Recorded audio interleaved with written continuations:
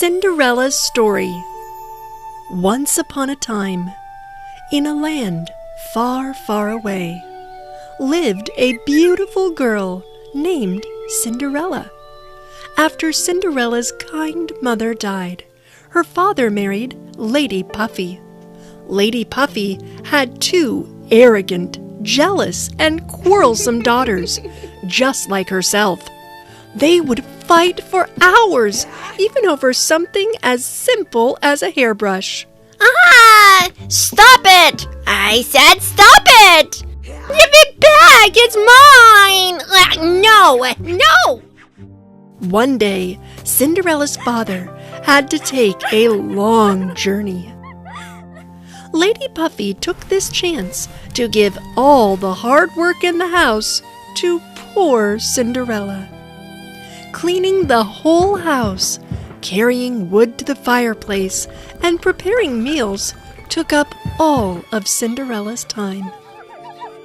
Despite her hard work, Lady Puffy and her daughters were cruel and proud. Don't let her sleep in our room. We're having nightmares. Go and find a place to sleep in the attic.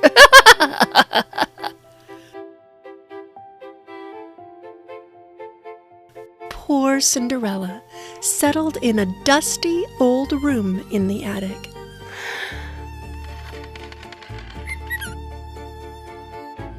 Out of her small window, she looked down to the garden, and from time to time, she would talk to a snow-white pigeon. "Hello, sweet pigeon." As the days went on by, while cleaning up her room in the attic, Cinderella. Hi, I'm Cheddar. And I am Cinderella. You little guys love to eat cheese, don't you? I will prepare a delicious meal for you. Yes! We haven't been able to go to the kitchen for hours.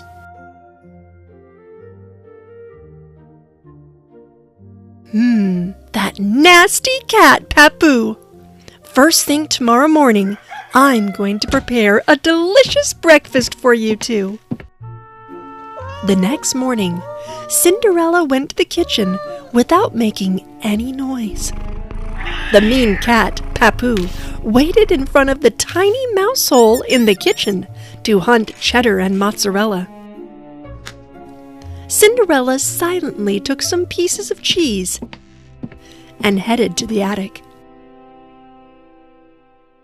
What are you holding in your hand? It's just some cheese for breakfast. Mom! Cinderella is stealing our food. I'm stealing? I would never steal anything.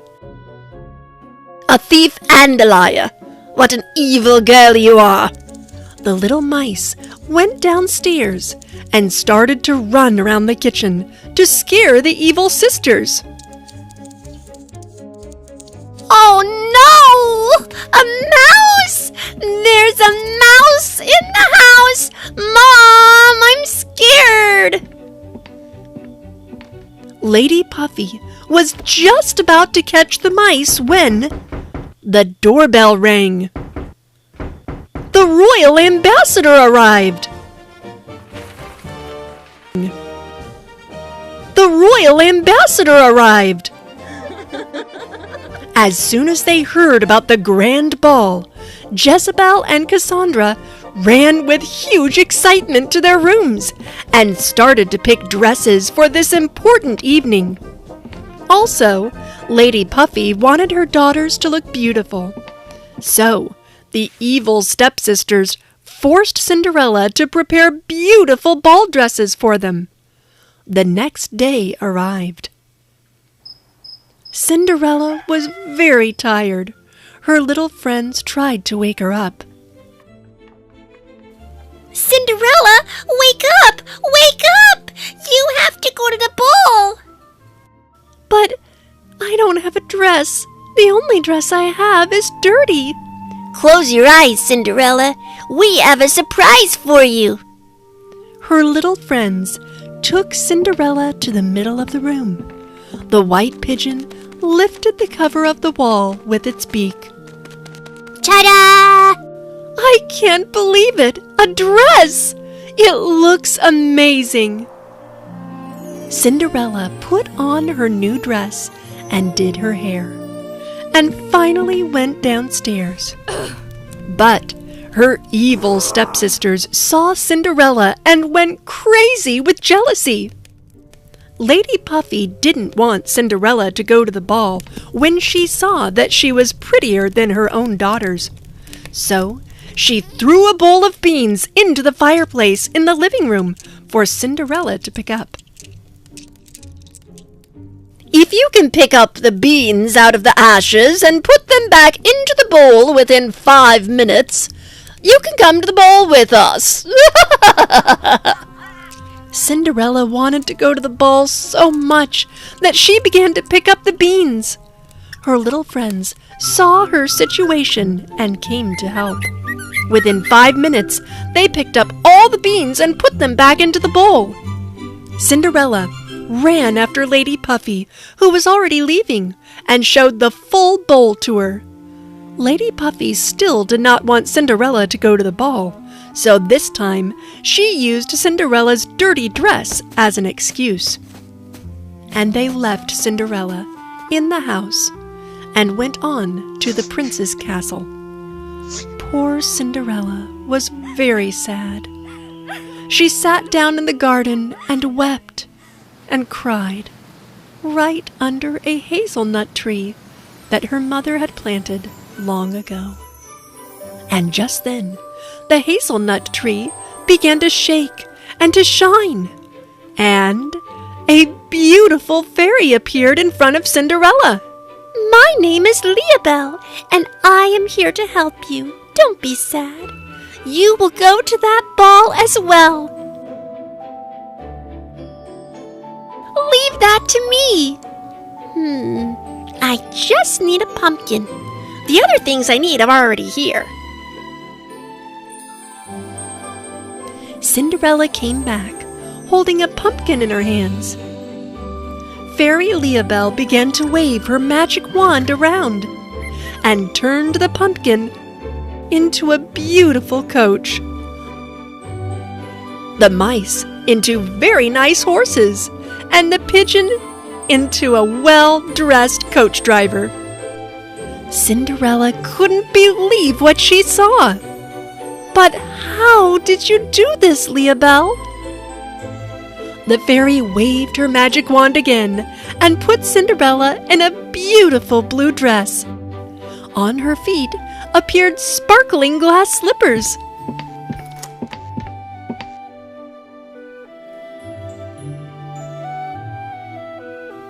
Now it's time for you to go to the ball.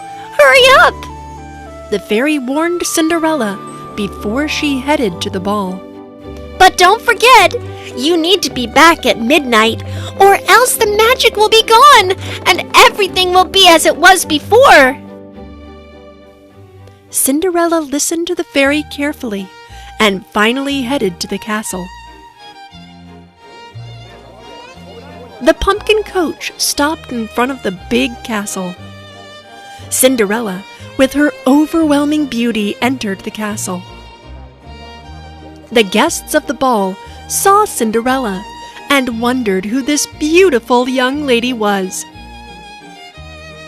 Neither Lady Puffy nor her daughters realized that this beautiful girl was Cinderella.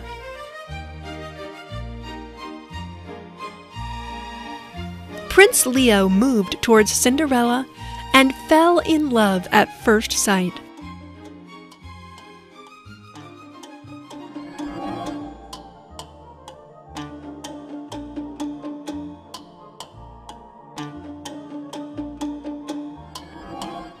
At midnight, or else! Cinderella left the prince back and ran out of the castle quickly. Where are you going? I don't even know your name. Cinderella ran down the castle's stairs and all of a sudden lost one of her glass slippers. Unfortunately, she did not have time to go back and take it, so she ran to the coach as fast as she could and left the castle. As soon as the clock struck 12, everything turned back to what it was before. Cinderella went back to her room in the attic. She thought about the magical night she had had with Prince Leo and realized that she fell in love. But it seemed to be impossible that the prince would recognize her with her old dirty clothes.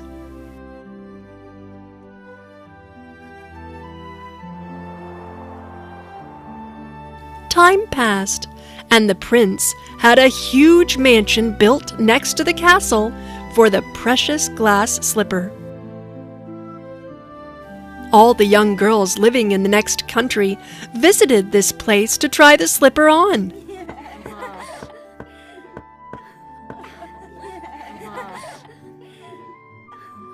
Even Lady Puffy and her daughters visited the famous mansion, but did not take Cinderella with them. "But I also am a young girl living in this country. I have the right to try on the shoe as well." Lady Puffy did not even listen to Cinderella. She locked her up in the house and left with her daughters. Of course, the glass slippers did neither fit to Cassandra's feet nor to Jezebel's. If I try only a little bit more, I think it will fit. At nighttime, when the mansion's lights were sparkling, Cinderella made it out of the house, thanks to mozzarella and cheddar. She arrived at the majestic mansion and walked towards the sparkling glass slipper. As she was just about to try on the shoe, Prince Leo stepped into the room. Stop! Don't move! You're going to damage the shoe! No! It's my shoe! It fits me perfectly! Cinderella courageously put on the shoe in front of Prince Leo, and he realized that the shoe fits perfectly to Cinderella.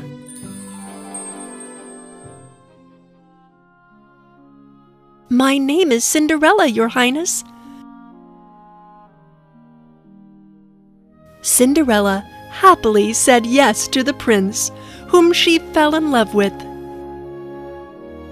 They got married in the big castle and lived happily ever after. The end.